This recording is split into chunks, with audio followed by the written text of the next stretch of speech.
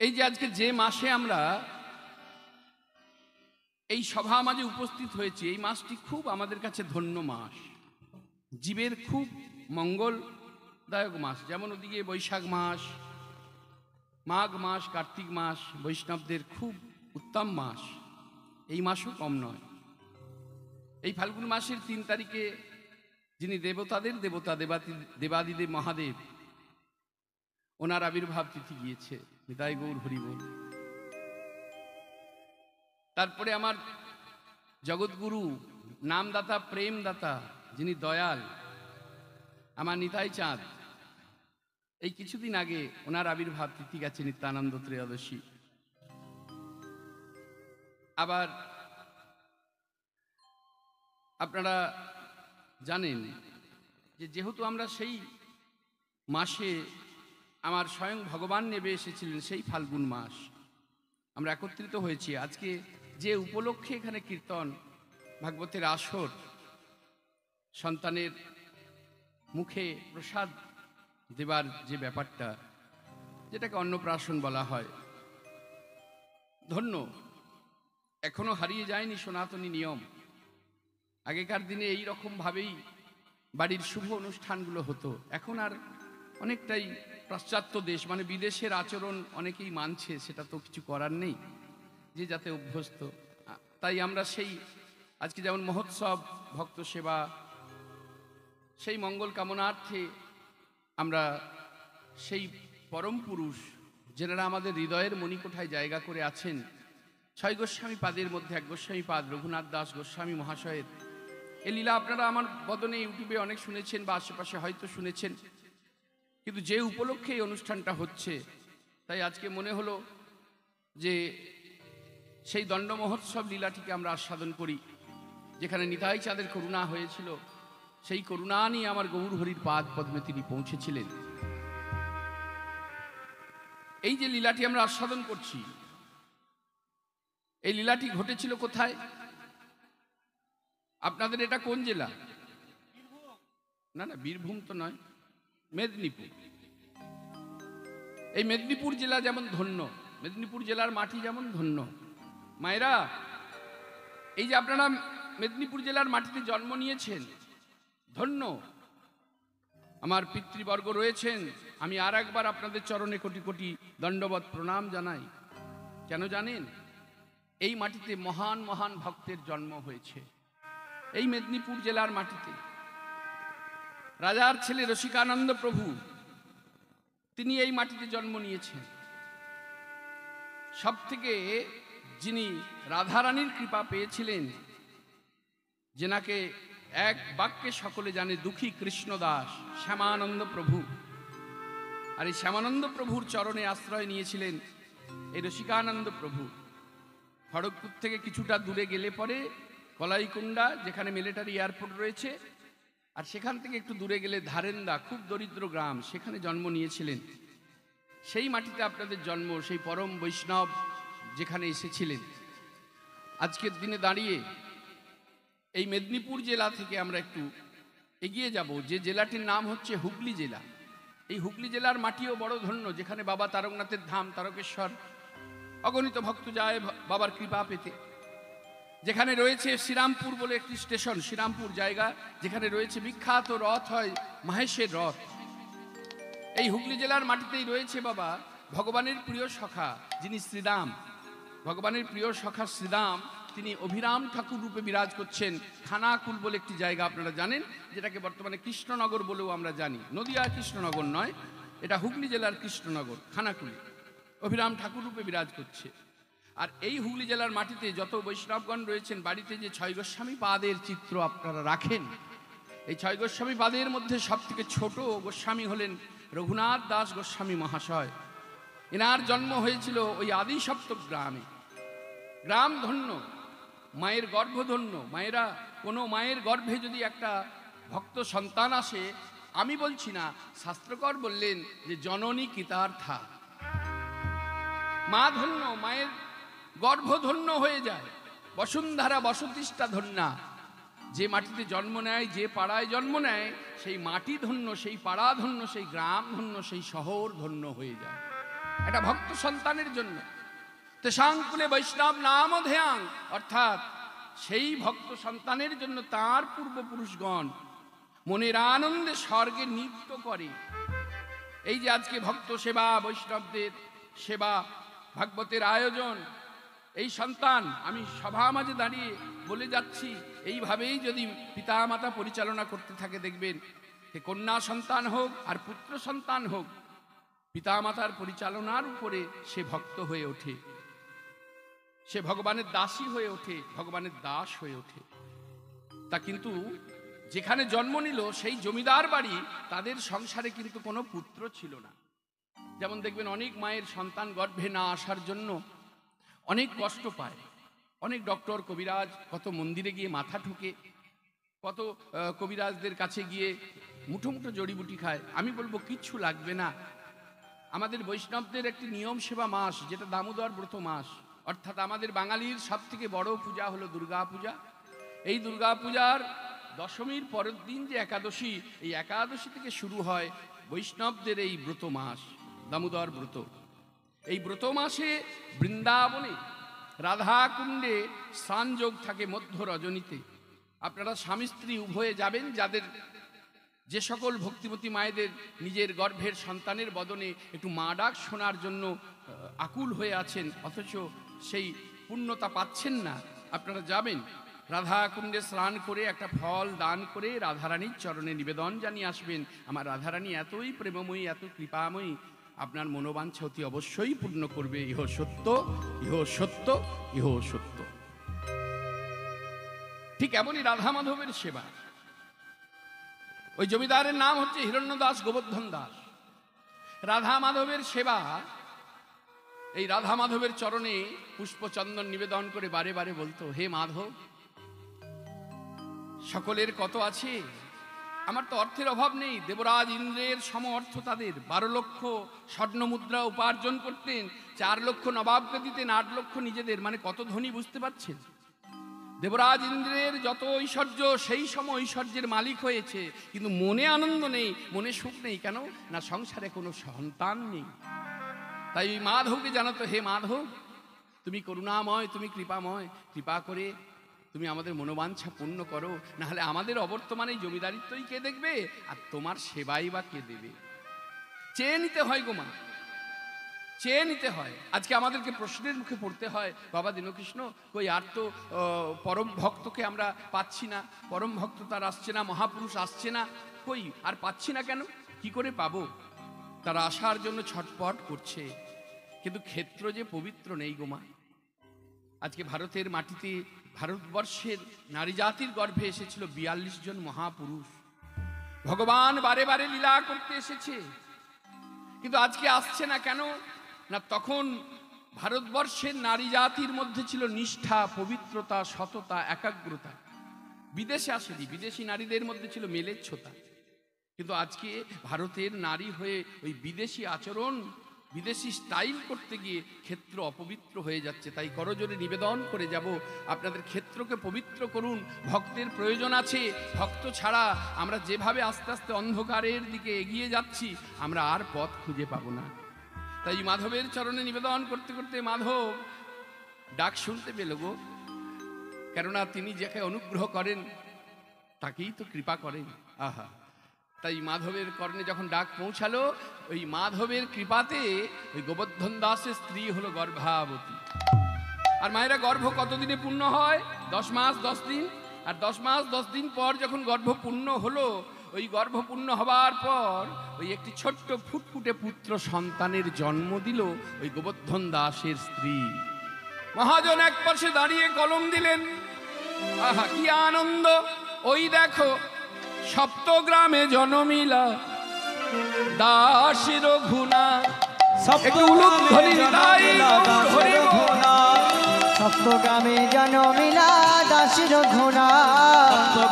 জনমিলা দাস রঘুনাথ।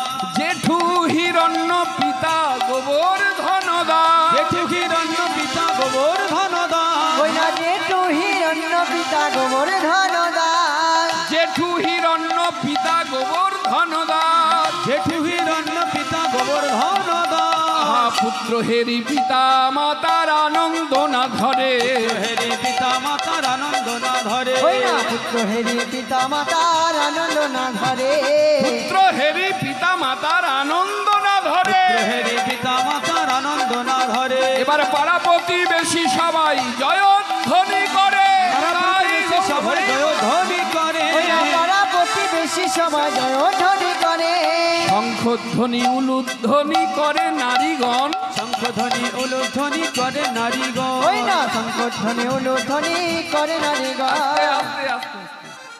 ও মায়েরা, উলুধ্বনি মাঝে মাঝে পাচ্ছি কিন্তু শঙ্খধ্বনি পাচ্ছি না। কীর্তন শুনতে এলে পরে একটু নিয়ম আছে। কীর্তন শুনতে এলে কাছাকাছি যে সকল মায়েদের বাড়ি, হাতে করে একটি শঙ্খ নিয়ে আসতে হয়, একটু ফুলমালা নিয়ে আসতে হয়, একটু মিষ্টান্ন, ওই তো বা বা বা বা, জয় জয় শ্রী রাধে রাধে। ভোলা, আমাদের শঙ্খ আছে? বাজাও দেখি, একসঙ্গে বাজবে। উলুধ্বনি উলুধ্বনি,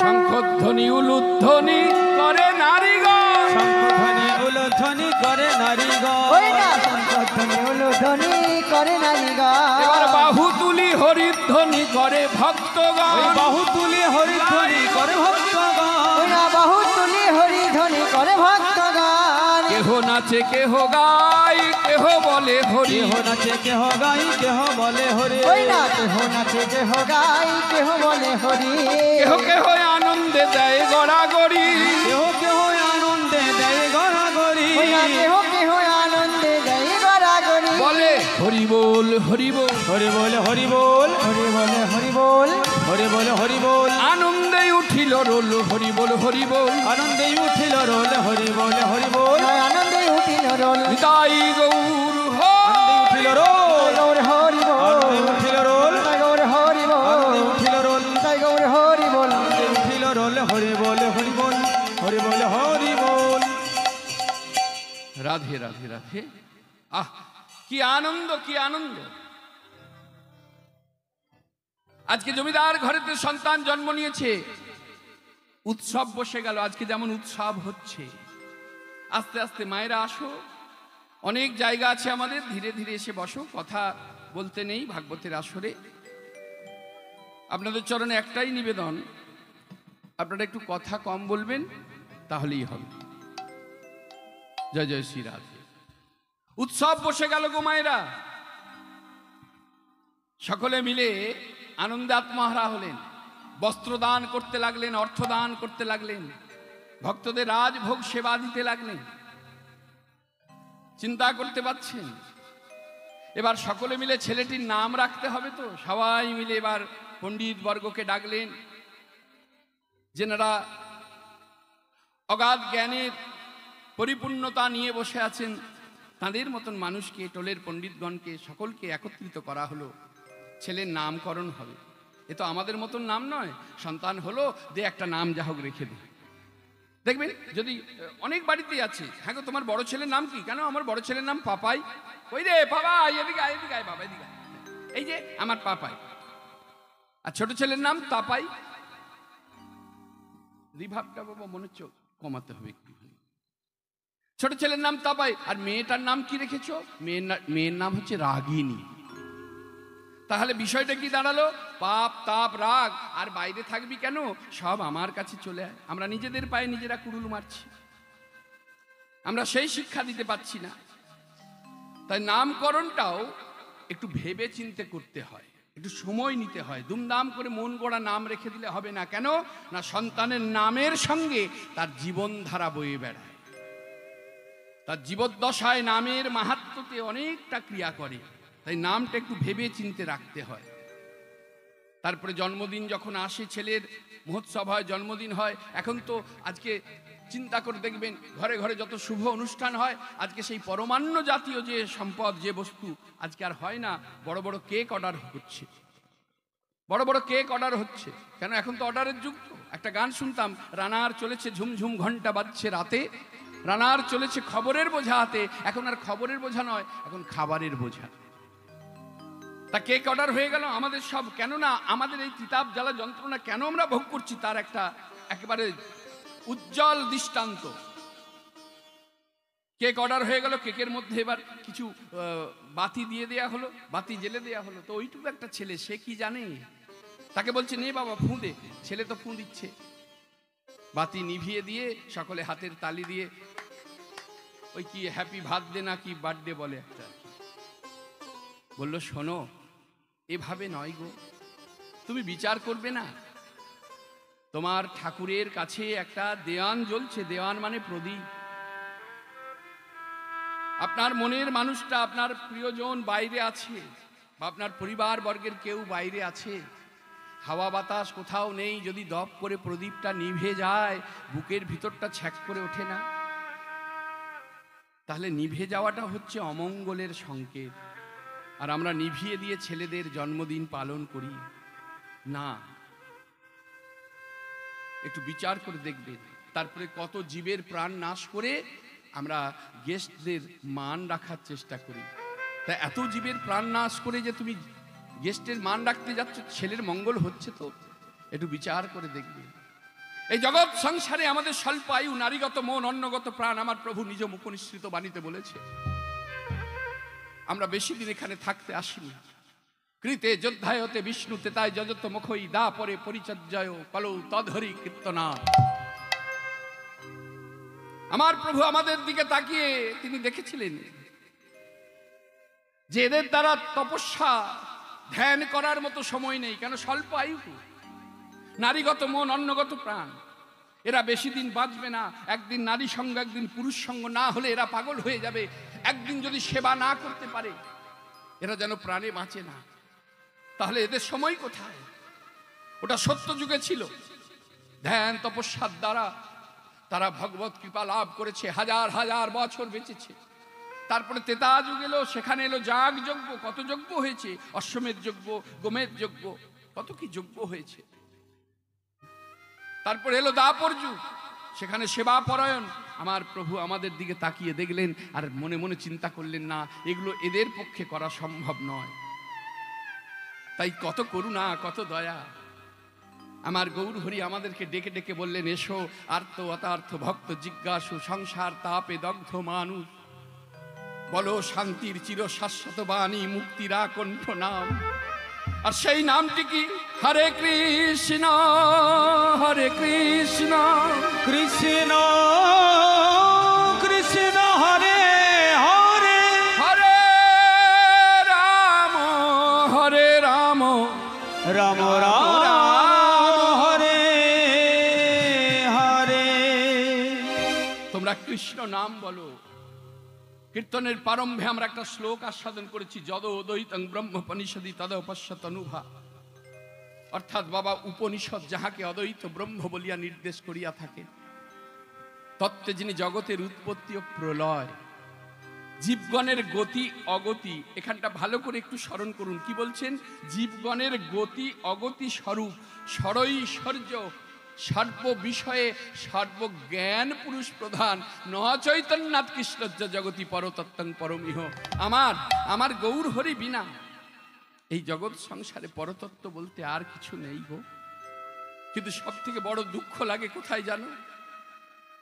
এই জগৎ সংসারে আমার মতো সন্ত শুধু আমার আধিপত্যকে বাড়ানো নিয়েই আমি ব্যস্ত। আমি কত বড় মন্দির করতে পারবো, কত বড় মঠ করতে পারবো, কত শিষ্যবর্গ করতে পারবো, কত ভক্ত সেবা দিতে পারবো, শুধু নিজের আধিপত্য বাড়ানো নিয়েই ব্যস্ত আমি। কিন্তু আমার গৌর হরিকে আমি চিনলাম না, আমার গৌর হরিকে চিনলাম না। যেনার কত করুণা, কত দয়া, তেনাকে স্মরণ করতে হয়। স্মরণ করে নিজেকে গৌর চরণে বিলীন করতে হয়, নিজের পরিবার বর্গকে গৌর চরণ দর্শন করাতে হয়, সন্তানকে গৌরের চরণে রেখে তার কাছ থেকে কৃপা ভিক্ষা চাইতে হয়। হে প্রভু, আমার সন্তান যেন একটু ভাগবত পাঠ করতে পারে, আমার সন্তান যেন একটু কীর্তন করতে পারে, আমার সন্তান যেন একটু রামায়ণ পাঠ করতে পারে। এগুলো চেয়ে নিতে হয়। নিবেদন।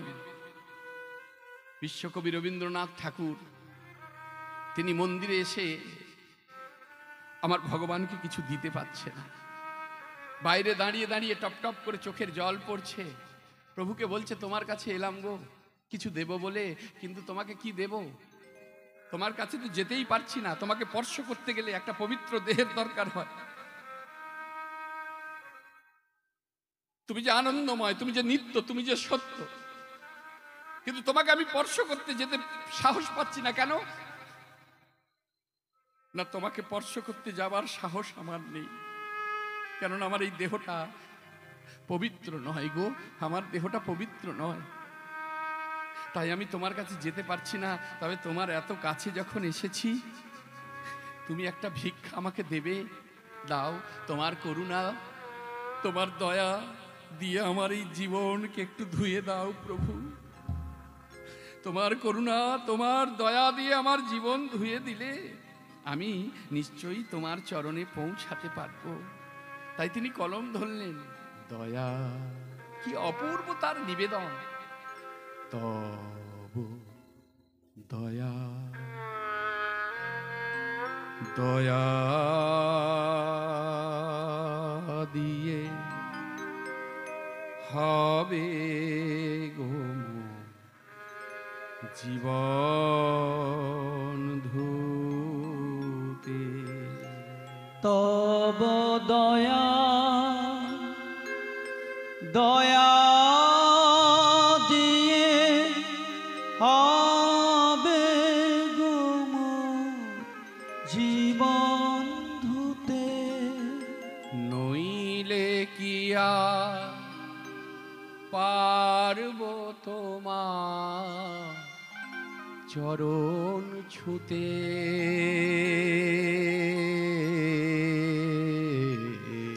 দয়া, তব দয়া, তব দয়া দিয়ে হবে গো জীবন ধুতে।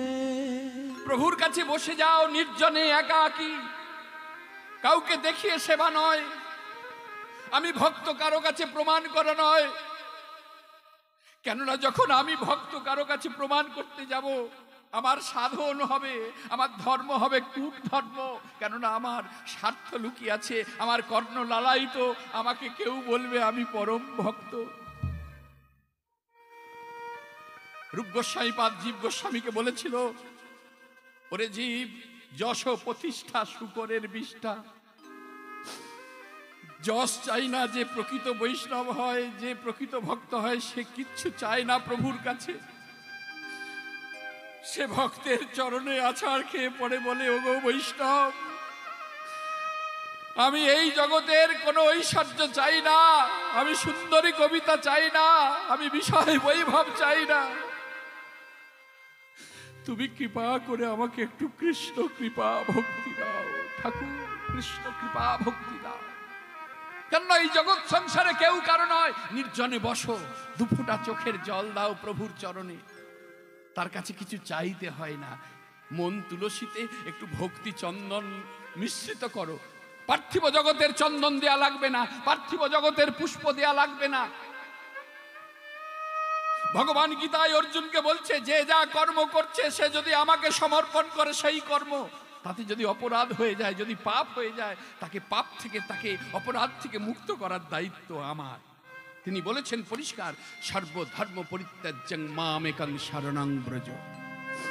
সব ধর্মকে পরিত্যাগ করে যখন সে আমার পথেই চলবে, আমার কথাই ভাববে, ওই গীতার নবম অধ্যায়ের শ্লোকের কথা তখন সত্য হবে তার জীবনে। অনন্যাস চিন্তায়ন্তে মাং যেজনা পর্যুপাসতে তে সাংনিত্য ভিযুক্তানাং যোগক্ষেমং বহম মহ। ভক্তের বোঝা তখন ভগবান নিজে মাথায় করে নিয়ে এসে পৌঁছে দেবে, কিছু চাইতে হয় না।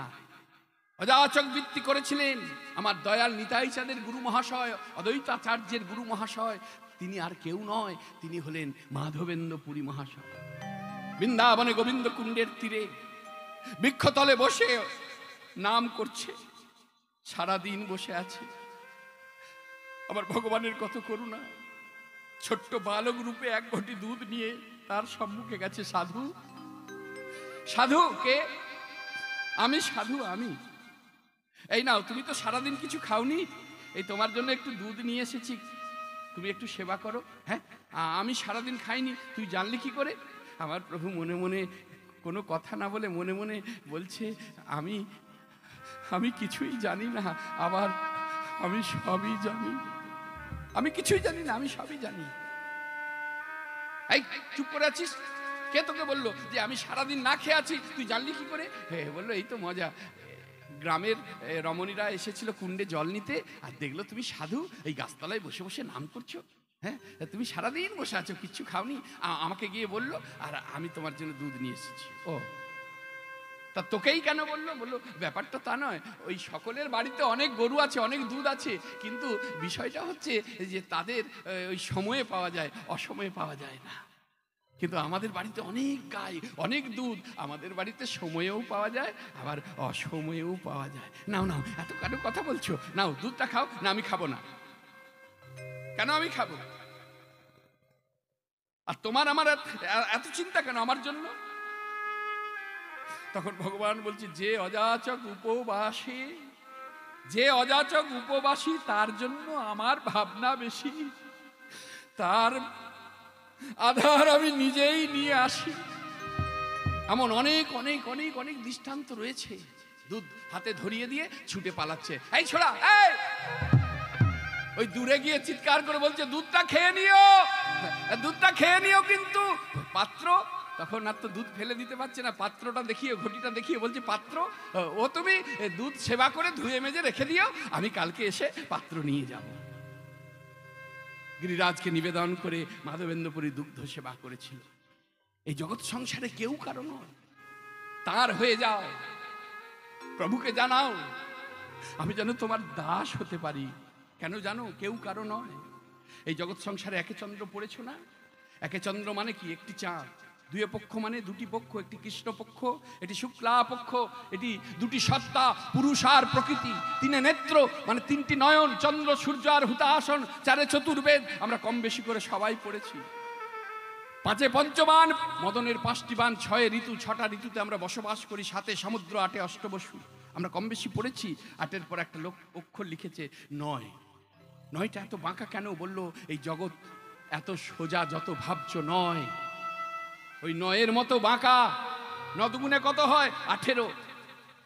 একবার মিলিয়ে নেবে, নদগুণে হয় 18, 1 আর 8 18, 1 আর 8কে যোগ করে দেবে, দাঁড়াবে 9। 3 9 27, 2 আর 7 27, 2 আর 7কে যোগ করবে, দাঁড়াবে 9। 4 9 36, 3 আর 6 36, 3 আর 6কে যোগ করবে, দাঁড়াবে 9। 5 9 45, 4 আর 5 45, 4 আর 5কে যোগ করবে, দাঁড়াবে 9। 6 9 54, 5 আর 4 54, 5 আর 4কে যোগ করবে, দাঁড়াবে 9। 7 9 63, 6 আর 3 63, 6 আর 3কে যোগ করবে, দাঁড়াবে 9। 8 9 72, 7 আর 2 72, 7 আর 2কে যোগ করবে, দাঁড়াবে 9। আবার 9 9 81, 8 আর 1 81, 8 আর 1কে যোগ করবে, দাঁড়াবে 9। যেমন গীতাকে বারে বারে যদি কেউ উচ্চারণ করে, গীতা গীতা গীতা গীতা গীতা গীতা, গীতাকে বারে বারে উচ্চারণ করলে তার উচ্চারণ হবে ত্যাগী। গীতা মানেই তো ত্যাগী।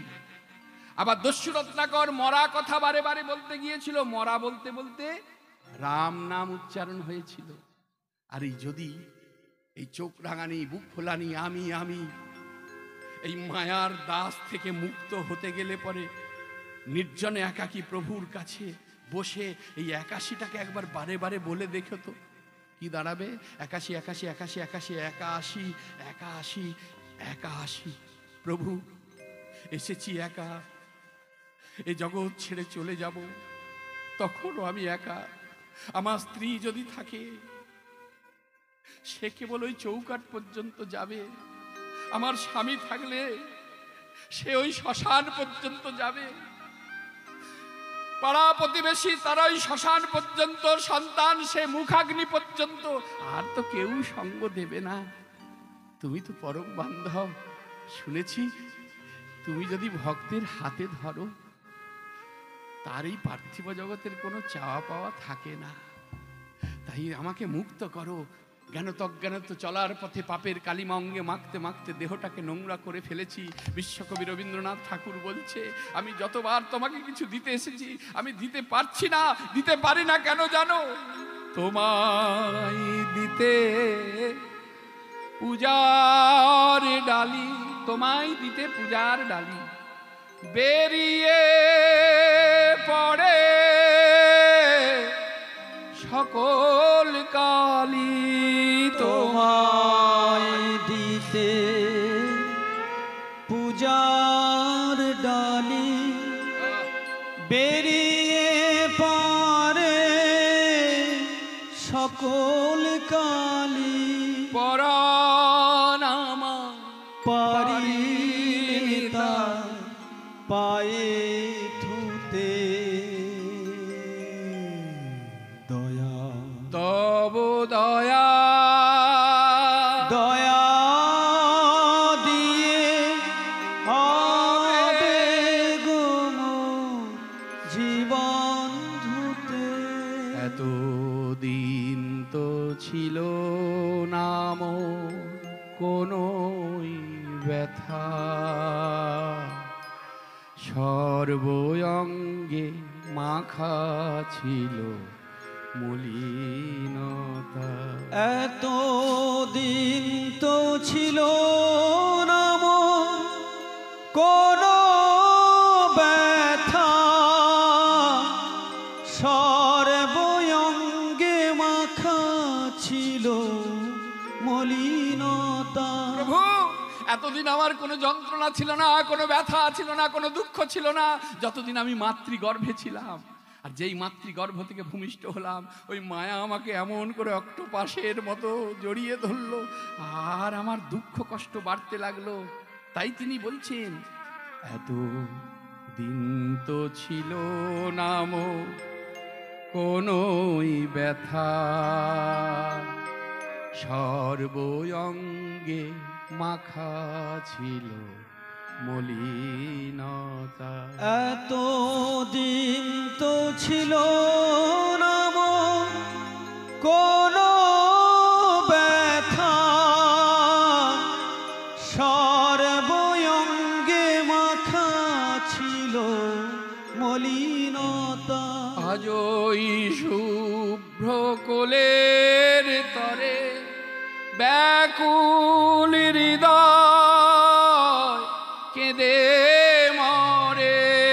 আজই শুভ্র কোলের তরে ব্যাকুল হৃদয় কেঁদে মরে দিও না গো দিও না ধোলায় শুতে দয়া তব দয়া তব দয়াই গৌর হরি বল হরি বল। দিয়ে হবে গো মোর জীবন ধুতে ছেলেটা আস্তে আস্তে বড় হচ্ছে। নাম রেখেছি কি জানো মায়েরা? নাম রাখলেন রঘুনাথ। সবাই মিলে একটু জয়ধ্বনি করব সেই গোস্বামীর। বলো রঘুনাথ দাস গোস্বামী কি জয়। রঘুনাথ দাস গোস্বামী কি জয়। রঘুনাথ দাস গোস্বামী কি জয়। এই ছেলেটার যখন বাবা 6 বছর বয়স নিয়ে গেল, তখন পরম বড় আচার্যদের বড় মাপের পণ্ডিত, আস্তে আস্তে না হরে কৃষ্ণ, বড় মাপের পণ্ডিত বাবা, যেনার নাম হচ্ছে বলদেব পণ্ডিত, যেনাকে বলরাম আচার্য বলে আমরা সকলে জানি, সেই আচার্যদেবের কাছে ছেলেটাকে নিয়ে গেছে। একটুখানি লক্ষ্য করে যাবেন লীলাটা কোথায় যাচ্ছে। জন্ম হলো, ছেলেটা ধীরে ধীরে বড় হলো, আর ওই ছোট্ট বয়স থেকে ছেলেটার এত বদনের হাসি মিষ্ট। রঘুনাথ দাস গোস্বামী মহাশয়কে অপূর্ব দেখতে ছিল। আপনাদের গৃহে 6 গোস্বামী পাদের যদি চিত্র থাকে আপনারা দেখবেন কি অপূর্ব তার বদনের হাসি। আর কথাগুলো যখন বলতো না মায়েরা, আচ্ছা আচ্ছা বড় বড় মাপের পণ্ডিত তারা এসে 2 ঘন্টা 3 ঘন্টা সময় কিভাবে কেটে যেত তারা জানতে পারত। এই রঘুনাথকে নিয়ে গেছে আচার্যদেব। একই এই যে জমিদার মহাশয় আপনারা এসেছেন আমার কাছে। আরে বাবা, কাউকে দিয়ে একটু খবর পাঠিয়ে দিলেই তো হতো, আমি যেতাম। না না, আপনি আচার্যদেব, আপনার সম্মান আছে। এই কয় রে খোকা, এদিকে আয়, এদিকে আয় বাবা, এদিকে আয়। এই ছেলেকে সম্মুখে দাঁড় করিয়েছে। এই আমার 7 নয় 5 নয়, আমাদের একমাত্র নয়নে নীলমণি, আমাদের সন্তান রঘুনাথ। ও আচ্ছা আচ্ছা, শুনেছিলাম বটে, শুনেছিলাম। তা আমার কাছে কেন? হ্যাঁ না, এই তো আপনার চরণেই নিবেদন করতে এলাম। আপনি বিদ্যা অভ্যাস করিয়ে আপনি আপনার মনের মতন করে আমার সন্তানকে গড়ে তুলুন। দেখুন, স্থানকাল পাত্রটাকে আগে বিচার করতে হবে। যেমন গুরুচরণ আশ্রয় করতে গেলে গুরু করো জানকে, পানি খাও ছানকে। গুরু একটু জেনে করতে হয়, আর জল একটু দেখে খেতে হয় গো। কাঁচা গুরু হয়ে গেলে যে শিষ্যেরও কষ্ট, আবার গুরুদেবেরও কষ্ট। তাই গুরু একটু দেখে করতে হয়। যিনি ব্রজের তত্ত্ব জানেন তেমন একজন গুরুচরণ আশ্রয় করতে হয়। অনেকে বলে দূর মশাই, গুরু গুরু দূর, ওই মাঝখানে গুরুর কি আবার প্রয়োজন আছে? আমি কি ডাকতে পারি না? না আমি সেবা দিতে জানি না? তারপরে এখন তো আবার ইউটিউব গুরু হয়েছে, তাই তো নাকি? এখন ইউটিউব এমন একটা সম্পদ আমাদের কাছে, আপনি যা চাইবেন তাই পাবেন। তবে খুব সাবধান, কেননা জেনে সেবা আর দেখে সেবা দুটোর মধ্যে তফাৎ হয়ে যাবে। তাই জেনারা শাস্ত্রজ্ঞ, তেনাদের কাছ থেকে পরামর্শ নিয়ে তবেই যেন এগোবেন। দুম করে বলল আজ থেকে শুরু করে দিলাম, তা যেন না হয়। নিতাই গৌর হরি বলি। যাক, যেখানে ছিলাম তাহলে লক্ষ্য করে দেখো, আমাদের মনে এরকম প্রশ্ন থাকে, দূর আমি আবার গুরু কেন আশ্রয় করব, গুরুচরণ কি হবে? আর ওই তো বাবা, তোমাদের মতন সাধু সন্ন্যাসীকে দেখলেই তো ভণ্ড মনে হয় অনেকের মনে ধারণা। তা কে সৎ আর কে অসৎ বুঝবো কি করে? বলে এটা তোমার বোঝার দরকার নেই। সত্যি তো, আমার সঙ্গে সারা জনম যদি আপনি সঙ্গ করেন, আমি সৎ না অসৎ আপনার পক্ষে জানা সম্ভব নয়। কেন না মন জানে পাপ, আর মা জানে কি বাপ। প্রকৃত পক্ষে আমার পিতাকে একমাত্র আমার মা জননী ছাড়া আর কেউ জানে না। আর প্রকৃত আমি কতটা ভালো আর কতটা মন্দ সেটা আমার মন ছাড়া এই জগতে আর কেউ জানে না। তাই সেটা আপনি কখনোই খুঁজে পাবেন না। বাড়িতে একটা চৈতন্যদেবের ছবি রাখবেন, নিত্যদিন তাকে যেমন করে সেবা দিচ্ছেন, ওই যে বললাম কিচ্ছু লাগবে না, নকুলদানা, বাতাসা, ক্ষীর, ছানা, নবনী, মাখন, মিছরি কিচ্ছু দেয়া লাগবে না। শুধু আপনার ওই মন পুষ্পটাতে একটু ভক্তি চন্দন মিশ্রিত করে আর নয়ন গঙ্গার বাড়ি তাঁর চরণে দেবেন। আর নির্জনে বসে বলবেন, প্রভু আমি ভক্তি জানি না, আমার ভক্তি শূন্য হৃদয়, আমি মন্ত্র জানি না, আমি কিচ্ছু জানি না, হ্যাঁ আমি একেবারে নরাধাম, তুমি কৃপা করে আমাকে একটু সদ্গুরু চরণ আশ্রয় করিয়ে দাও। শাস্ত্রে বলেছেন, চৈতন্যের কৃপা যবে তোমাতে হইবে, তোমাতে হইবে, চৈতন্যের কৃপা যবে তোমাতে হইবে, চৈতন্যের গুণগান তুমি আপনি গাইবে, আপনি গাইবে। চৈতন্যের কৃপা যবে তোমাতে হইবে, তোমাতে হইবে, তোমার সৎ গুরু তুমি ঘরেই বসে পাবে, ঘরে বসে পাবে। এটা জানাতে হবে।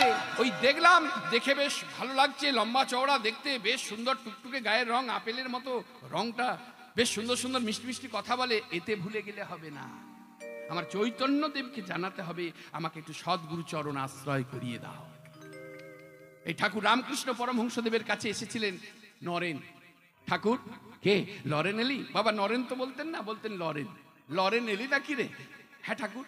তা কিছু বলবি না কি রে? বাবা না ঠাকুর, আমি একটু মাকে ডাকতে চাই। ওরে মাকে ডাকতে চাস? কিন্তু লরেন, মাকে ডাকতে গেলে যে আগে গুরুচরণ আশ্রয় করতে হবে রে বাবা। আর এই কথা যেই বলেছে, তখন নরেন বলছে, কেন? ওই মধ্যস্থ গুরুর কি প্রয়োজন? আমি মাকে ডাকবো তো গুরুর কি প্রয়োজন? তা ঠাকুর তো আর তর্ক করতেন না, ছোট ছোট কথায় সমাধান করতেন। ঠাকুর কোনো তর্ক করতেন না, ছোট ছোট কথায় সমাধান করতেন।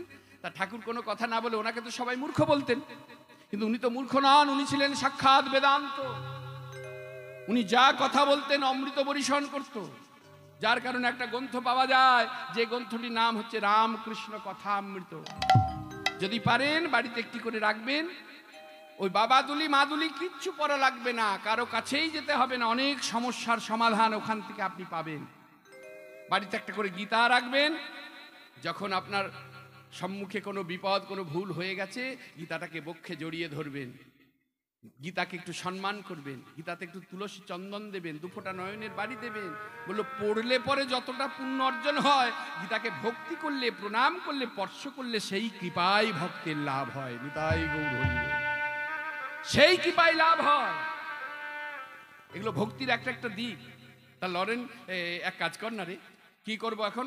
ওই যে মায়ের ভোগ রান্না হচ্ছে দেখছিস, ওই রান্নাঘর থেকে একটু আগুন নিয়ে আয় তো বাবা। এখন আবার আগুন কি করবে কে জানে। যাক বলছে যখন নিয়ে আসি। তা রান্নাঘর থেকে আগুন আনতে গেছে, কাঠ জ্বলছে, একটা কাঠ, জ্বলন্ত কাঠ ধরে নিয়ে এসেছে। ঠাকুর এই নাও, এই নাও আগুন নাও। ঠাকুর আগুন নাও, তাকিয়ে আছে হাঁ করে। কি হলো? আগুন আনতে বললে, আগুন নাও। বলছে হ্যাঁ রে বাবা, রেগে যাচ্ছিস কেন লরেন? বলছিলাম তোকে তো আগুন আনতে বলেছি রে, তোকে তো কাঠ আনতে বলিনি। তখন আরো রেগে গেছে স্বামী বিবেকানন্দ। লোকে তোমাকে এমনি এমনি পাগল বলে না, তুমি সত্যিই পাগল। আরে বাবা, আগুনটাকে কি হাতে করে নিয়ে আসবো? হাত জ্বলে যাবে না, পুড়ে যাবে না? ও লরেন, রেগে যাচ্ছিস কেন? আমি তোকে এমনি বলিনি, তুই তোর প্রশ্ন করলি না যে মধ্যস্থ গুরুর কি প্রয়োজন, তা তোর উত্তর পেয়েছিস কি দেখতো। তখন লরেন চমকে উঠেছে। এ কি বলছে? বলছে শোন বাবা, যেমন আগুনকে শূন্য হাতে ধরে আনা যায় না, হাত জ্বলে যাবে, পুড়ে যাবে, একটা মধ্যস্থ পাত্রের প্রয়োজন হয়। তেমন ভগবত চরণে পৌঁছাতে গেলে, মাকে ডাকতে গেলে ওই শুধু শুধু মায়ের চরণে পৌঁছানো যায় না গুরু চরণ আশ্রয় না করলে। তাই মধ্যস্থ ওই পরম দয়াল শ্রী গুরুর চরণ আশ্রয় প্রয়োজন হয়। তাই গৌর হরি। কেননা গুরু ছাড়ি গোবিন্দ বাজে, সেই জন্য নরকেতে মন। আয় বাবা আয়, আমার কাছে আয়, আয় বাবা আয়। এই যে সদ্গুরু চরণ আশ্রয় হল, আয় বাবা আমার কাছে আয়। ছেলেটাকে যত্ন করে কাছে ডেকে নিলেন। হিরণ্যদাস, গোবর্ধন দাস, ওই জমিদার, তারা ওই আচার্য দেবের কাছে সন্তানকে রেখে বাড়ি চলে গেলেন। এই সন্তান এইখানেই বড় হচ্ছে, মাঝে মাঝে বাড়ি যায় পালকি করে, সোনার পালঙ্কে শয়ন করে। জমিদারের ছেলে তো, রাজা জমিদার, অর্থের অভাব নেই, রাজভোগ সেবা করে। আর এই আচার্যের এখানে এসেছেন যিনি আপনার আমার হৃদয়ের মণিকোঠায় জায়গা করেছে, জেনার মতো নাম হরিদাস। এই হরিদাস প্রভু এসে বসেছে, দাদো সঙ্গে তিলক, অঙ্গে একটা এমনি একটা বহির্বাস, আমাদের মতন এত সুন্দর নয়, না ফতা কাপড়। সাধুদের আবার কি লাগে? নিতাই গৌর হরি। পার্থিব জগতের মানুষকে তো ভালো লাগানোর জন্য তারা সাজে না। যা হোক, একটা হলেই হলো। অন্তর্বাস বহির্বাস পরে আছে, দাদুর সঙ্গে তিলক, কেশ মুন্ডন, মাথায় শিখা আছে, মস্তকে শিখা, অপূর্ব মধুর বাণী। আর সে ওইখানে বসে জপ করছেন। আর অগণিত ভক্ত, যেমন আজকে আপনারা এসেছেন, দেখতে পাচ্ছি, খুব ভালো লাগছে। অগণিত ভক্ত, অনেক ভক্ত এসেছে। একটা অন্নপ্রাশন উপলক্ষে ভাগবতের আয়োজনে যে এত ভক্ত আসছে, এটাও ভাবার বিষয় আছে। তাহলে কতটা আমার ভাগবতকে, আমার শ্রীমদ্ ভগবত গীতাকে, শ্রীমদ্ গ্রন্থ মহারাজ ভাগবতকে, ভগবানের কীর্তন লীলাকে যে ভক্ত ভালোবাসে, এখানেই তার প্রমাণ। কি বাবা, তাই না? এই যে আপনারা এসেছেন, তেমন সেদিনে ওই আচার্যের গৃহ একবারে ভরে উঠেছে, সাধুকে দর্শন করতে এসেছেন। আর সাধু তখন তাদের একটাই কথা বলছে, শোনো বাবা, তোমাদের কাছে একটা কথা বলি, তোমরা যে যাই করো না কেন, তোমরা যেন গৌরচরণ সার করো। তাই বৈষ্ণব বলেছেন, নামাচার্য হরিদাস বলছেন, বৈষ্ণব বলেছেন, শ্রী গৌরাঙ্গের দুটি পদ, দুটি পদ, যার ধন সম্পদ, সম্পদ, সে জানে ভক্তি রস, জানি ভক্তির রস। এই দেখো বাবা, ঠাকুর একজন উঠে এলেন সভা থেকে, এসে করজোরে বলছে, অপরাধ নেবেন না ঠাকুর। আচ্ছা বাবা, কিছু বলবে নাকি? বলছিলাম, ওই যে আপনি বললেন যে গৌরচরণ সার করলে ভক্তি রসের সার জানা যাবে, তা বলি, আমার যে সময় নেই গো, আমি যে সংসারী, আমি গৌরকে ডাকবো কখন, গৌরের চরণ ধরবো কখন? ঠাকুর বলছে, ও তুমি গৌরচরণ সার করতে পারবে না? না বাবা, আমার সময় নেই। আচ্ছা বাবা, আপনি তো সাধু মানুষ, শুনেছি সাধুরা অনেক কিছু জানে, তা অল্পতে প্রভুর কৃপা পাওয়া যাবে এমন কিছু জানা আছে আপনার? বলো, কেন জানা নেই? তুমি যদি গৌরচরণ সার করতে না পারো, তাহলে গৌরের নাম যেখানে হবে সেখানে তুমি শুনতে যেও, তুমি কর্ণে শুনবে, তাহলেই হবে। এই যে আপনারা এসেছেন, সভা মাঝে বসেছেন, এই যে শুনছেন গৌরের নাম, তা সেই ভক্ত বলল, ঠাকুর তার নাম যদি আমি শুনি, গৌরের নাম, তা আমার কি লাভ হবে? বলল, তোমার 1 বিঘেটা 2 বিঘে হবে কিনা জানি না, তোমার 1 তোলাটা 2 তোলা হবে কিনা জানি না, তবে কি হবে জানো? শ্রী গৌরাঙ্গের মধুর লীলা। একটু উলুধ্বনি, তাই গৌর হরি বল।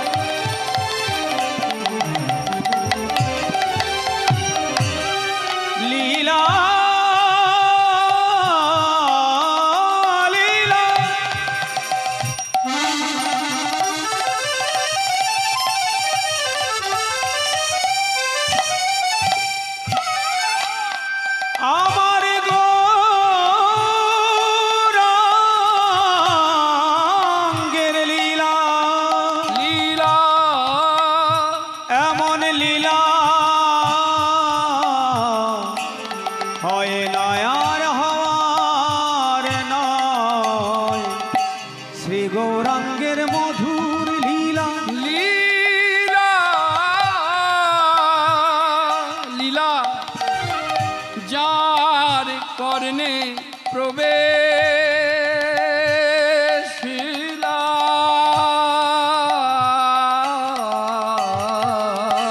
শ্রী গৌরাঙ্গের মধুর লীলা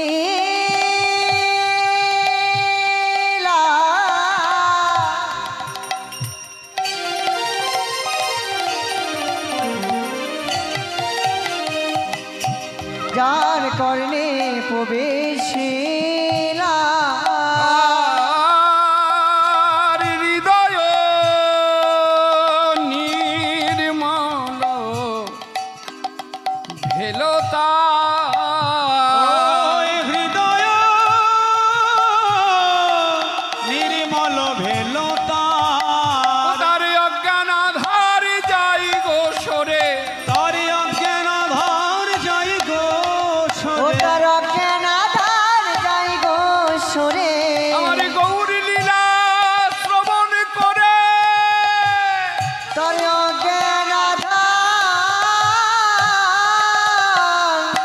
যাই গো সরে আমার গৌর লীলা শ্রবণ করে আপন গুরু চরণ হৃদে ধরে গাই গৌর হরি করে গুরু চরণ হৃদে ধরে গৌর লীলা শ্রবণ করে তার অজ্ঞান ধর যাই গো সরে আস্তে আস্তে এই ছেলেটাও এগিয়ে গিয়ে সকলে পঞ্চাঙ্গ প্রণাম করছে সাধুকে মা। পঞ্চাঙ্গ প্রণাম মানে জানেন তো মায়েরা? পঞ্চাঙ্গ প্রণাম কাকে বলে? কোনো একজন মা বলুন দেখি। আমি বলে দিচ্ছি, আমি কিন্তু প্রশ্ন করার মতো স্পর্ধা আমার নেই। তোমরা আমার মা, তো তোমরা আমার সৎ মা, রাগ করো না যেন বাবা। আমি কিন্তু ওই সৎ মা বলিনি, ওই যারা অপরের ছেলে বলে ঘৃণা করে, প্রহার করে, সময় সেবা দেয় না। তবে প্রকৃত যাদের মধ্যে মাতৃত্ব স্নেহ মায়া আছে, তারা অপরেরই হোক আর নিজেরই হোক সমানভাবে কিন্তু ভালোবাসে। যারা প্রকৃত মা, যারা লক্ষ্মীর প্রতীক, কি মায়েরা, তাই না? যদি তা না হতো দেখবেন সব মায়ের কি আর সুন্দর সন্তান হয়? একটা দুষ্টু ছেলে হয়, মিষ্টি ছেলে হয়, আবার দেখবেন খোঁড়া হচ্ছে, কানা, বোবা, টেরা।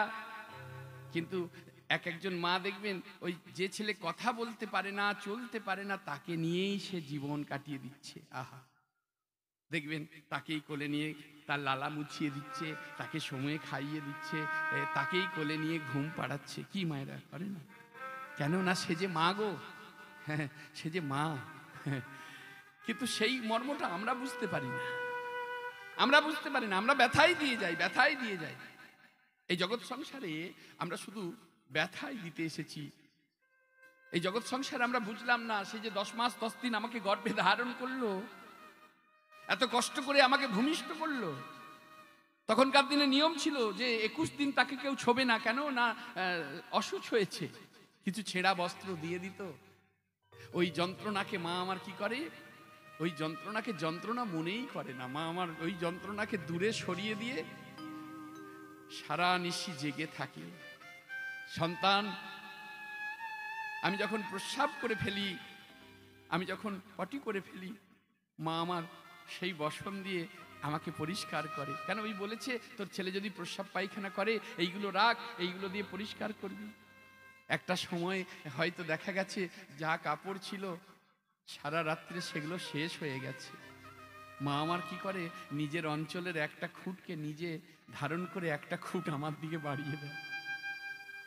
সেটা ভিজিয়ে ফেললো, মা ভিজেটা নাই গো, শুকনোটা সন্তানকে দেয়, তাই না? এত করেও যখন হয় না, তখন দুটি বাহু প্রসার করে তাকে হৃদয়ে তুলে নিয়ে হৃদয়ে তাপ দিতে দিতে সন্তানের মঙ্গল কামনা করে ঈশ্বরের কাছে, প্রভু যত যন্ত্রণা, যত ব্যথা, যত দুঃখ তুমি আমাকে দাও, কিন্তু আমার বাছার যেন কোনো কষ্ট না হয়, আমার বাছার যেন কোনো কষ্ট না হয়।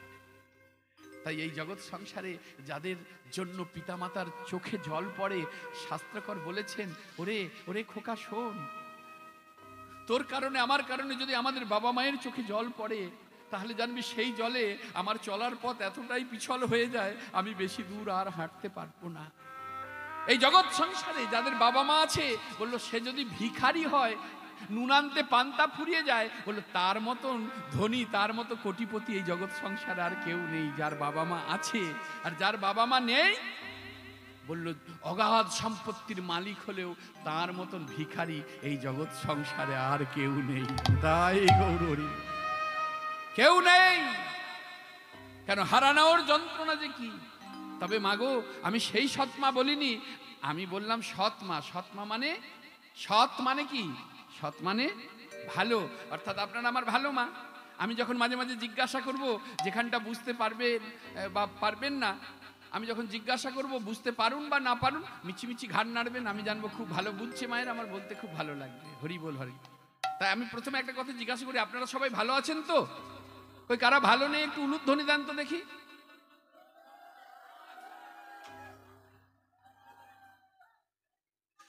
জয় জয় শ্রী রাধে। না না, ঠিক আছে ঠিক আছে, মাঝে মাঝে কিন্তু আমি জ্বালাতন করবো। হ্যাঁ, জয় জয় শ্রী রাধে, জয় জয় শ্রী রাধে। তাহলে লক্ষ্য করে দেখুন, যদি নাম শ্রবণ করা হয়, কি বললেন? বললেন হৃদয়টা নির্মল হয়, তাই তো নাকি? এই গৌরের নাম শ্রবণ করলে হৃদয়টা নির্মল হয়ে যায়। আপন গুরুচরণ, এখানে কিন্তু একটা কথা আপনারা শুনলেন, আপন গুরুচরণ হৃদে ধারণ করে, তাহলে দেখবেন সর্বত্র সে জয়ী। কেন? গুরু কৃপাহি কেবলম, যে যতই যাই বলুক না কেন, গুরু ছাড়া কিছু হবে না। চলতে চকতি সব কই দেখো আও না দেখো কই, जो কিল পাকাড়কে বৈঠা রহে সবসে বড়া ওই। এখন তো বাড়ি বাড়ি মিক্সি হয়ে গেছে, এখন তার ওই জাঁতা নেই, অনেক কম বাড়িতে আছে। যাতে করে কলাই ভাঙা হতো গো, হ্যাঁ, ওই মাঝখানে একটা লাঠি দেয়া হতো না, ওটাকে কিল বলে। তা যখন আপনি জাঁতাতে কলাই ভাঙবেন, ওই কলাই যদি গড়াতে গড়াতে গিয়ে কোনো একটা কলাই ওই জাঁতার ওই কিলের গোড়াতে আশ্রয় নিতে পারে, তাকে সারা জনম ঘোরালেও আর তাকে কেউ ভাঙতে পারবে না। তাই গুরুচরণ আশ্রয় করে যা কিছু করতে হবে। সেই ভক্ত আবার এগিয়ে গেলেন, দেখুন লক্ষ্য করে, আমি যে কথাটা বলতে গিয়ে বলিনি, এই ছেলেটাও এগিয়ে গেছে, সেখানে গিয়ে পঞ্চাঙ্গ প্রণাম করেছে। তাহলে পঞ্চাঙ্গ প্রণাম কাকে বলে মায়েরা শুনে না? পঞ্চাঙ্গ প্রণাম হচ্ছে যেটা আমরা ভক্তি ভরে হাঁটু গেড়ে প্রণাম করি। হাঁটু গেড়ে প্রণাম করি না? আবার এখন তো আবার দেখবেন অনেকেই দেখবেন এইভাবে হাত দিয়ে প্রণাম করতে হয়, মানে সে আবার স্থানকাল পাত্র বিচার করে না।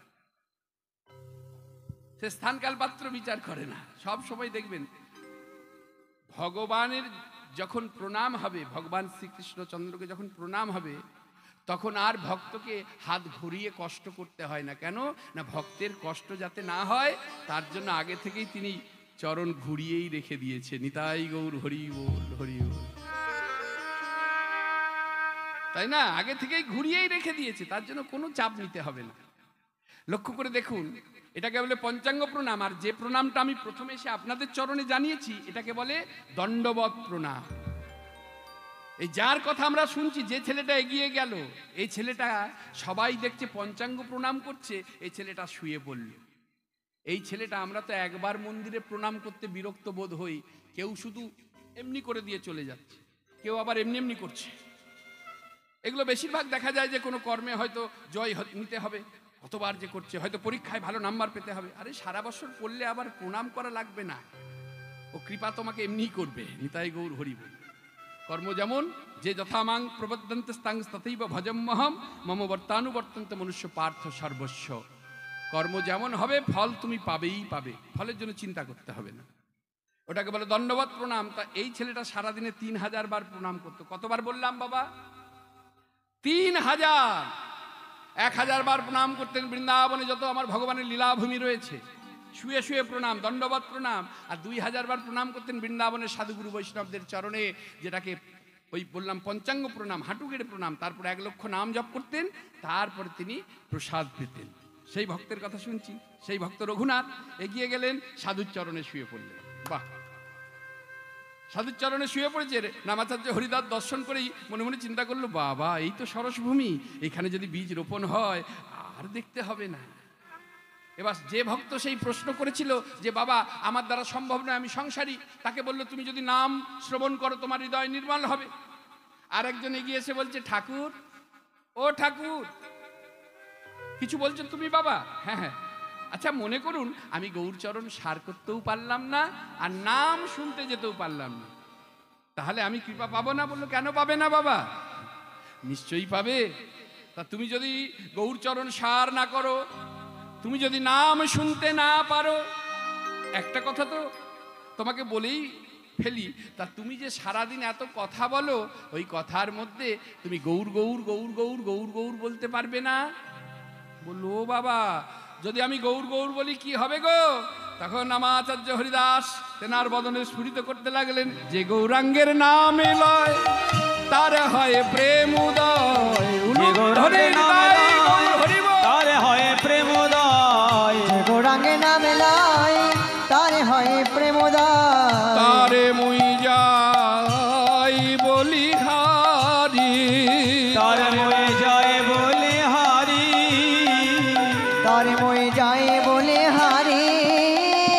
আমার গৌরাঙ্গ নামেতে ছুড়ে। মায়েরা, ছুড়ে মানে কি জানো? ছুড়ে মানে হচ্ছে গৌর বলতে গিয়ে, কৃষ্ণ নাম বলতে গিয়ে, গুরু গুরু গুরু বলতে গিয়ে যে ভক্তির বিগ্রহ দর্শন করার সাথে সাথে, গ্রন্থ দর্শন করার সাথে সাথে নয়নে জল নেবে আসে। মহাজন বলছেন, গৌরাঙ্গ নামেতে ঝুরে নিত্য লীলা তার স্ফুরে,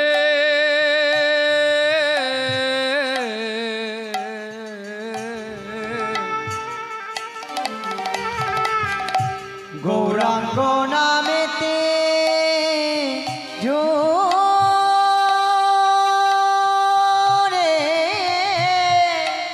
হা গৌরী বলে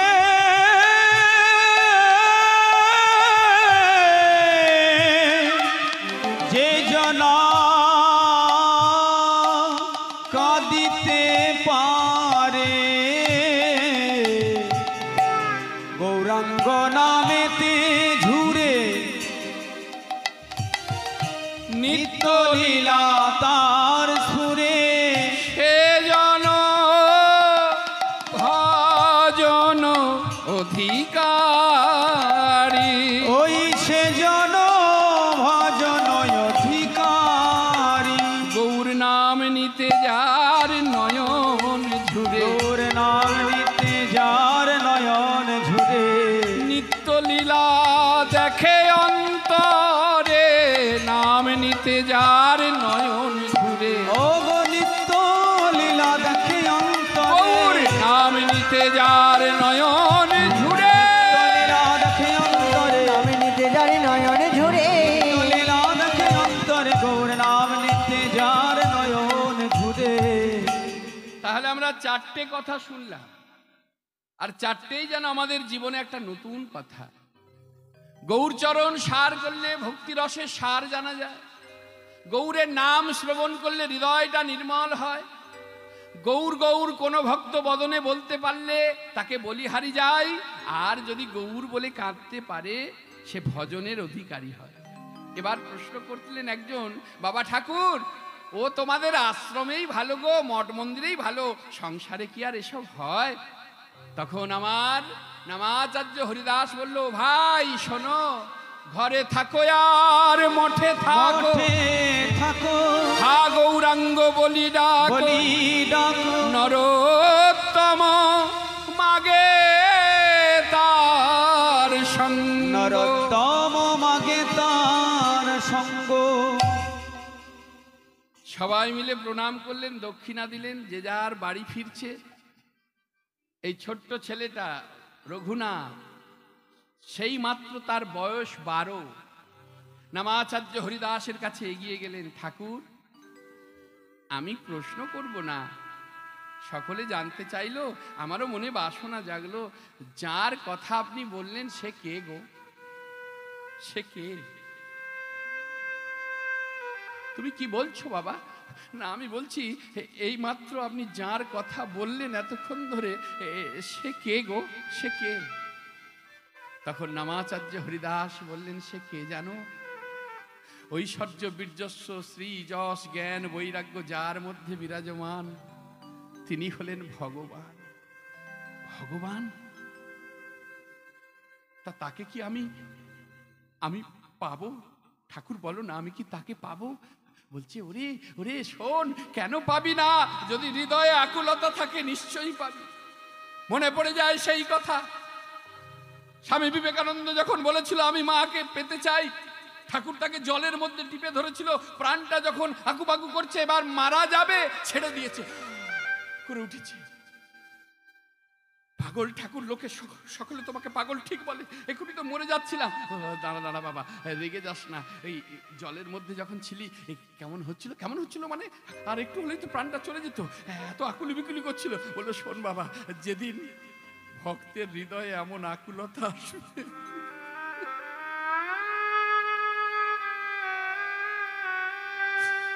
নো জনং নো ধনং নো সুন্দরী কবিতা, আমি আর কিছু চাই না, আমি তোমায় চাই, তোমার পাদ পদ্ম চাই, আমি তোমার সেবা করতে চাই, আমি মোক্ষ চাই না, আমি চাই সারা জনম তোমার সেবা করতে। যে রাধারানী চেয়েছিল, হে প্রাণ গোবিন্দ, তোমার ওই চতুর্বর্গের ফল আমি চাই না, ধর্ম অর্থ কাম মোক্ষ, আমি অষ্টবিধি চাই না, আমি শুধু চাই এইটুকু কৃপা করো, যেভাবে তোমাকে ভালোবাসছি এইভাবেই যেন জন্ম জন্মান্তর তোমাকে ভালোবেসে যেতে পারি। এই যে চাওয়া, আকুলতা থাকলে নিশ্চয়ই পাবি। সে কেমন জানিস? রসে তনু ধরো ধরো, রসে তনু ধরো ধরো। শোন বাবা, গৌর কিশোর বড়, এরি নাম শ্রীকৃষ্ণ চৈতন্য। দেখি মায়ের একটু ধ্বনি করেন তো, নিতাই গৌর হরি বল। গৌর কিশোর বড়, এরি নাম শ্রীকৃষ্ণ চৈতন্য। এসব নিত্য কথা, প্রকৃত অন্তরে ব্যথা। এসব নিত্য কথা, প্রকৃত অন্তরে ব্যথা। ওগো এসব নিত্য কথা, পতিত অন্তরে ব্যথা। ভক্ত বিনা নাহি জানে অন্য, আমার ভক্ত বিনা নাহি জানে অন্য। ভগবান শ্রীকৃষ্ণ চৈতন্য, ভগবান শ্রীকৃষ্ণ চৈতন্য। কহিবার কথা নয়, কহিলে কি জানি হয়। কহিবার কথা নয়, কহিলে কি জানি হয়। না কহিলে মনে বড় তা, না কহিলে মনে বড়তা। চিতে অনুমান করি গৌরাঙ্গ মূরতি ধরি। ওই চিতে অনুমান করি গৌরাঙ্গ মূরতি ধরি। ওই নাচিতে অনুমান করি গৌরাঙ্গ মূরতি ধরি। নরহরি কর এ বিলা, ঠাকুর নর হরি করয়ে বেলা। ভগবান শ্রীকৃষ্ণ চৈতন্য, ভগবান শ্রীকৃষ্ণ চৈতন্য। আমার গৌরবতার আমার গৌরবতার সার। গৌরবতার সার। জগতে যত যত অবতার, আমার গৌরবতার অবতার সার। এ জগতে যত যত অবতার, শুদ্ধ প্রেম অবতার, যত যত অবতার, প্রেমের অবতার। যত অবতার, প্রেমের অবতার। যত অবতার, প্রেমের অবতার। যত অবতার, গৌরবতার সার। দণ্ডবত প্রণাম করে মা, যে ছেলেটা ঘরে ফেরে পালকিতে করে, আজকাল পালকি চাই না, একই খোকা বাবু, এসো এসো, এদিকে এসো, পালকিতে ওঠো। কোনো কারোর সঙ্গে কথাই বলে না, হেঁটে হেঁটে চলে যাচ্ছে। যে ছেলেটা সোনার পালঙ্কে শয়ন করতো, আজকে আর সোনার পালঙ্কে নয়, মেঝেতে বিছানা করে শয়ন করছে। মায়েরা, আপনারা যে ব্রত করেন, যে সকল ভক্ত ব্রততে ব্রতী হয়েছেন, ব্রতের আগের দিন খাট পালঙ্কে শয়ন করতে নেই, মেঝেতে কম্বলের বিছানা কিংবা কুশের বিছানা করে শয়ন করতে হয়। তা এখন তো কুশ পাওয়া যায় না অতটা, কিন্তু কম্বল তো পাওয়া যায়। কম্বলের বিছানায় শয়ন করতে, নারী পুরুষ একত্রিত শয়ন করা যায় না। ব্রতের দিন একেবারে সূর্য উদয়ের আগে ব্রহ্মযোগে শয্যা ত্যাগ করতে হবে। এখন তো সূর্য ওঠাই আমরা দেখতে পাই না। সারা রাত ধরে ওই মোবিল ঘাঁটলে কি আর হয়? হরি বল, হরে কৃষ্ণ। ও কি জানো, মোবাইল মোবাইল। আবাল বৃদ্ধ বনিতা শুধু ঘেটে চলেছে। কি যে সর্বনাশ! খেলার মাঠে যান, দেখবেন ছেলে আছে, খেলা হয় না। ওর কাঁধে পা তুলে দিয়ে, ঘাড়ে মাথা দিয়ে, কাত হয়ে চিত হয়ে শুধু ঘাটছে। এক একজন তো আবার থাতার থাতার করে কেঁপে কেঁপে উঠছে। আমি বলছি, হ্যাঁ রে, ওরা কেঁপে উঠছে কেন? বলছে, দাদা ওরা বাবজি খেলছে। বাবজি নয়, তাহলে কি জানো? ও পাবজি, পাবজি। কি মানে অদ্ভুত ব্যাপার। তারপর তো আবার চুলের স্টাইল দেখলে তো মাথা খারাপ হয়ে যায়। এখন সব ছেনাপুনাদের যার চুলের স্টাইল, আমারও স্টাইল কম নয়। হরি বল, হরে কৃষ্ণ, জয় জয় শ্রী রাধে। একবারে শ্রেষ্ঠ স্টাইল। সকালে মুখ ধুতে গিয়ে কতটা ধোবো বুঝতে পারি না, অনেকটা ধুয়ে ফেলি।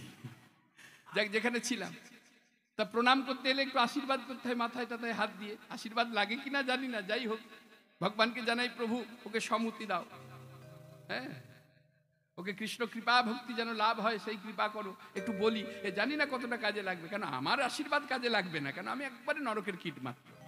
তা এক ছেলে এসেছে আমার কাছে, প্রণাম করেছে। প্রণাম করতে যেই মাথায় হাত দিয়েছে, একটা আলাদা ফিলিংস, মানে তার চুলগুলো সেই কেমন উপর দিকে সে দাঁড়িয়ে আছে। আমি মাথা খুঁজে পাই না, যে বাবা তোর মাথাটা কোথায় রে? সেই চুল ভেদ করে মাথায় হাত দিতে গেলে চাপ দিতে হবে। আমার বাবা অত ক্ষমতা নেই। যাই হোক, যেখানে ছিল, আজকে ছেলে পুলেটা দেখুন, মাঠে খেলা হয় না। আজকে সব থেকে মধুর সম্পর্ক স্বামী স্ত্রী। সারাদিন কর্মের পর ঘরে ফিরবে, খাওয়া দাওয়ার পর একটু শয্যায় যাবে, সেখানেও অন্তত একটু সুখ দুঃখের কথা একটু আলোচনা হবে, হয় না? ও যে যার মতন ঘুরে পড়লো, যে যার মতো ঘাটছে।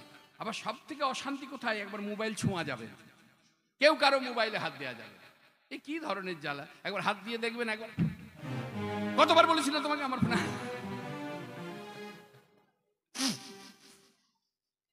এগুলো বাস্তব ঘটনা। আমি মনে মনে ভাবি, কি আছে রে ভাই, হিরে আছে নাকি? হ্যাঁ আছে, ওই যে, আহা, তোমার কণ্ঠস্বরটা কি সুন্দর গো। জানো, আমি তোমাকে ছাড়া বাঁচবো না। আরে মশাই, এই মিথ্যেটা কেন বলছো? আমি বাঁচবো কিনা তার নেই ঠিক, আর বলে কিনা আমায় ছাড়া বাঁচবে না। ওটা ভালোবাসা নয়। ভালোবাসা কাকে বলে জানো? আজকে হ্যালো, কালকে চলো, ওটা ভালোবাসা নয়। ভালোবাসা কাকে বলে দেখিয়ে গেছে রামী চণ্ডীদাস। পুকুরে মাছ ধরতে যেতেন চণ্ডীদাস, পুকুরে মাছ ধরতেন, আর ওপারে কাপড় কাচতে আসতেন রামী রজকিনী। অপূর্ব দেখতে ছিল তাদেরকে, কি রূপের জ্যোতি। আপনারা যদি কখনো বীরভূমে যান, নানুরে ওনাদের ওই বিগ্রহ করা আছে, দর্শন করলে মুগ্ধ হয়ে যেতে হয়। আমার সুযোগ হয়েছিল, আমার ভাগ্য হয়েছিল, আমি 2-3 বার ওই পাটেতে কীর্তন করেছি। এখন যোগাযোগ করতে একটু এদিক ওদিক হয়ে যায় বলে ডেটে আর হয় না, ডেট পাওয়া যায় না। যাই হোক, সেটাও আমার নানুর পাটবাড়ি চণ্ডীদাসের কৃপা। এত বড় পদাবলী তিনি রচনা করতেন, বাসুলি আদেশ পেতেন। সেই চণ্ডীদাস তাকিয়ে থাকতো রামীর দিকে, আর রামী তাকিয়ে থাকতো চণ্ডীর দিকে। এক দিন নয়, 1-2 দিন নয়, 1-2 মাস নয় মা, 12 বৎসর। কতদিন বললাম? 12 বৎসর শুধু দেখতে কেটে গেল, শুধু দেখা দেখি হচ্ছে, কেউ কিছু বলে না। হঠাৎ একদিন রামী চিৎকার করে বলল, ঠাকুর। বলি, ও ঠাকুর, মাছ পেলে? এই কথাটা যেই বলেছে, তখন চণ্ডীদাস বলছে, না না, এই মাত্র ঠোকর মেরেছে। নিতাই গৌর হরি বল। এ হলো ভালোবাসা, নিষ্কাম প্রেমের ভালোবাসা। এই ভালোবাসা বাঁচতে হয়। তাই ব্রত যখন করবেন, নারী পুরুষ একত্রিত শয়ন করা যাবে না। ভোরবেলা উঠতে হবে, শয্যা ত্যাগ করতে হবে সূর্য উদয়ের আগেই। কেন? অনেকে তো শয্যা ত্যাগ করছো বেলা 10টা, বেলা 11টা, 10:30, 9টা। খুব সাবধান, যারা 3:30, 4টে ওঠে তাদের বেলা 12টা বাজতে অনেকটা সময় লাগে, এটা মাথায় রাখবে। আর যারা বেলা করে উঠছো 9টা, 10টা, 11টা, তাদের 12টা কিন্তু সম্মুখে। নিতাই গৌর হরি বল। এটা মাথায় রেখে পথ চলতে হবে, কেননা বাঁচবো আর কটা দিন? হ্যাঁ, 100 তো আর যাচ্ছে না, কলির জীবের পরমায়ু 100 তো যাচ্ছে না, ঠেলে ঠুলে 50 থেকে 60। এবার 60 বৎসর পরমায়ু হলে মাতৃগর্ভ থেকে আসার পর অজ্ঞান অবস্থায় 5 বৎসর কেটে গেল, আমার কোনো জ্ঞান থাকে না 5 বৎসর। 60 থেকে 5 মাইনাস হয়ে গেল, এবার রইল 55। এবার সেখানে 24 ঘন্টায় দিন রাত্রি হয় আমাদের দিকে। আমাদের হুগলি জেলায় 24 ঘন্টায় দিন রাত্রি হয়, আপনাদের মেদিনীপুর জেলায় ক ঘন্টায়? 24 ঘন্টাতেই হয়, তাই তো? জয় জয় শ্রীরাধে। এবার দেখুন, লক্ষ্য করে আমরা 8 ঘন্টা করে ঘুমাচ্ছি। 55 বৎসর যদি 8 ঘন্টা করে ঘুমায়, আপনার আমার জীবন থেকে 20 বৎসর মাইনাস হয়ে গেল, ঘুমিয়ে কাটিয়ে দিলাম।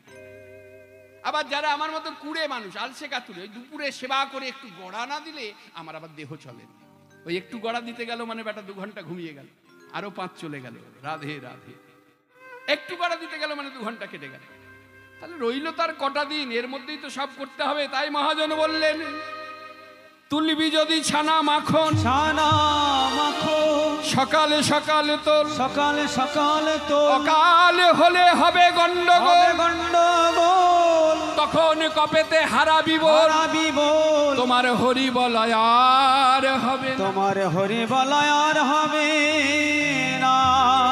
এই ছেলেটা কিচ্ছু সাধন করতে লাগলো, আর মনে মনে ভাবলো, না, এই মায়ার জগতে থেকে তো আমি তাকে পাবো না। আকুলতা, আমার আকুলতা চাই, আমি তাকে পেতে চাই। এই ছেলেটা ঘর থেকে পালিয়ে যেতে লাগলো। তো জমিদারের ছেলে লোকজন গিয়ে তাকে ধরে নিয়ে আসে, বলছে, না না, এভাবে পালালে তো হবে না, এভাবে পালালে হবে না।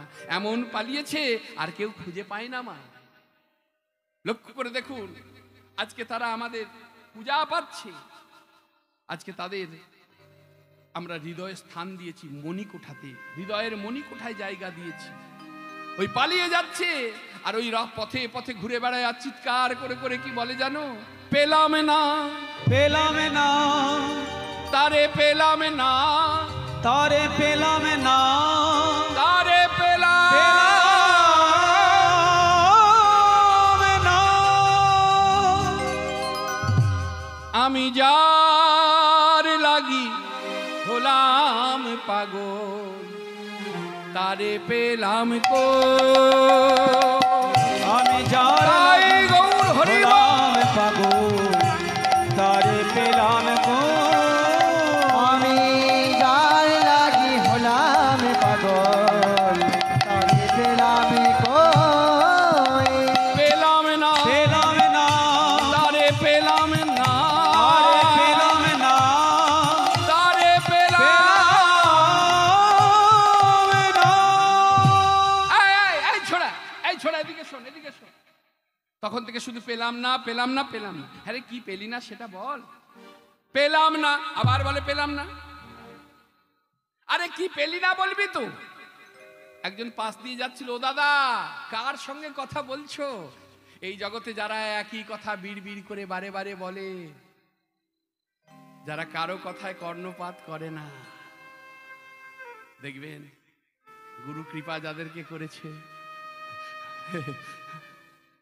হরে কৃষ্ণ কৃষ্ণ কৃষ্ণ হরে হরে, হরে রাম রাম রাম হরে হরে, বিড়বিড় করে বলে চলেছে, কোনো দিকে কর্ণপাত নেই। এ এক পাগল, যারা এক কথাকে বারে বারে বিড়বিড় করে বলে, কারো কথায় কর্ণপাত করে না, তাকে কি বলে? কি বলে গো মা? তাকে বলে পাগল।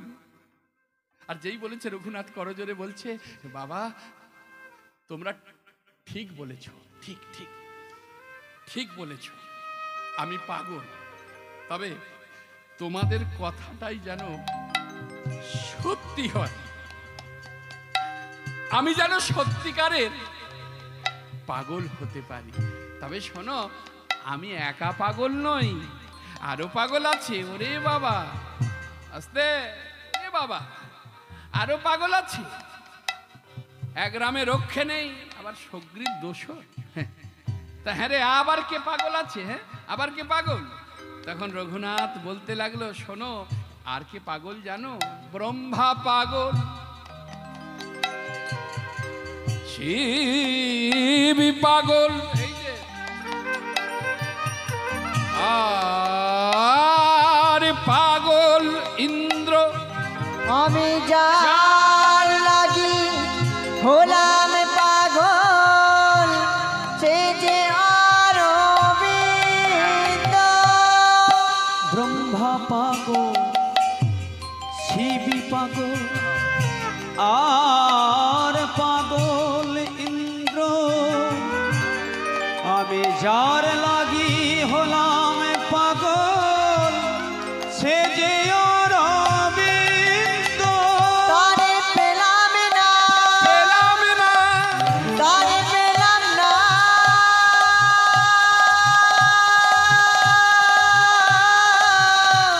তারে পেলাম না। যার লাগি হলাম পাগল, তাই গৌর হরি তারে পেলাম কই। আমি যার লাগি হলাম পাগল, তারে পেলাম কই। পশ্চাতে গিয়ে কে যেন ডাকলো, খোকা। কে? খোকা, এ কি বাবা? গোবর্ধন দাস খুঁজতে খুঁজতে ছেলেকে পেয়েছে মা। যে ছেলে হারিয়ে যায়, যে ছেলে চলে যায়, আস্তে আস্তে হরি বল, হরে কৃষ্ণ। হঠাৎ করে যদি সেই সন্তানকে কোনো বাবা মা খুঁজে পায়, তার বাবা আনন্দের সীমা থাকে না। এই আজকেই যখন আমার বাবা আমাকে মাল্যচন্দন করতে এলেন, মাল্যচন্দন করতে এসে আমি জানি না, আমি ওনার গুরু মহাশয়কে আমার এই নয়নে কখনো দর্শন করিনি। উনি মঞ্চে এসে আমাকে দর্শন করলেন। আমাকে দর্শন করে উনি স্মরণ করতে পারলেন অন্তত একটা বারের জন্য যে বাবা, আপনাকে দর্শন করে আমার জনম ধন্য হলো। আমার বাবা চলে গেছে, কিন্তু আপনাকে দেখে একেবারে মনে হচ্ছে যেন আমি আমার গুরু মহারাজকে দর্শন করছি। কিন্তু আমি তো তেনার মতো হতে পারবো না, তেনার আমি তেনার চরণের ধুলির যোগ্যও নই। কিন্তু এই যে বৈষ্ণব দর্শনে মুখে আসে কৃষ্ণ না, আইসে কৃষ্ণ না, তাহারে জানিও বৈষ্ণবের প্রধান। বৈষ্ণব প্রধান। আজকে বৈষ্ণবকে দর্শন করলাম, মাল্যচন্দন করে যখন গুরু মহারাজের কথা বললেন, ওনার কৃপাতে আমারও গুরু মহারাজের কথা স্মরণ হলো। আমারও গুরু মহারাজকে আমার হৃদয়ে আমি যেন তাকে হৃদয়ে চিত্র দর্পণে দর্শন করতে পারলাম। হৃদয় গৌর হরি বল, হরি বল। তা দর্শন করেছে পিতা। খোকা, তুই জমিদারের ছেলে, তোর কি অভাব? কেন কেন তুই এমন করে ঘুরে বেড়াচ্ছিস? কি তোর চাই বল? যা চাইবি আমি তোকে তাই দেব, যা চাইবি তোকে আমি তাই দেব। আমরা চাইলে অনেক কিছু চাই। রঘুনাথ কি চাইলো জানো? বাবা দেবে, আমি যা চাইবো দেবে। বাবা বল খোকা, কি চাস বল? বাবা সত্যি বলছো বাবা? আমি যা চাইবো তুমি আমাকে তাই দেবে? ওরে খোকা, আমি জমিদার, আমার অভাব কিছু নেই, কি চাই তোর বল, আমি তোকে তাই দেব। রঘুনাথ তখন চাইলো কি জানো? সেই অমূল্য সম্পদ, সেই পরমার্থ চাইল। কৃষ্ণ এনে দাও আমায়, কৃষ্ণ এনে দাও আমায়, কৃষ্ণ এনে দাও আমায়, কৃষ্ণ এনে দাও আমায়, কৃষ্ণ এনে দাও আমায়, এ কি বলছিস বাবা রঘুনাথ? কৃষ্ণ এনে দাও আমার কৃষ্ণ বিনা প্রাণ বাঁচে না, কৃষ্ণ এনে দাও।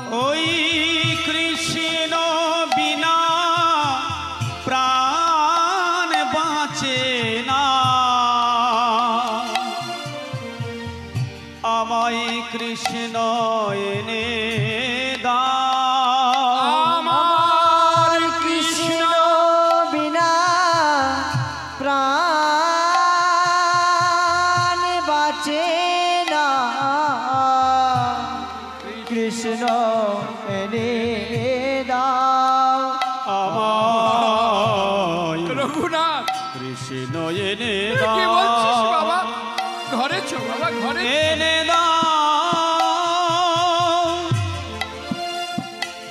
এনে দাও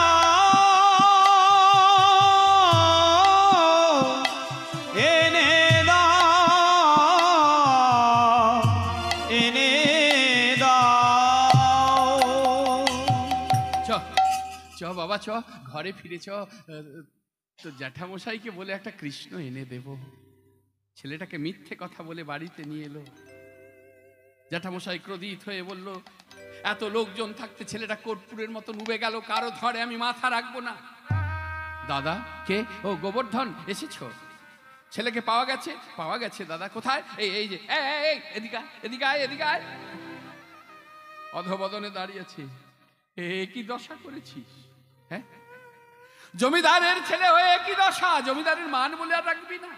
কোথায় গিয়েছিলি? কোনো কথা বলে না, মাথা নত করে আছে। কোথায় গিয়েছিলি বল?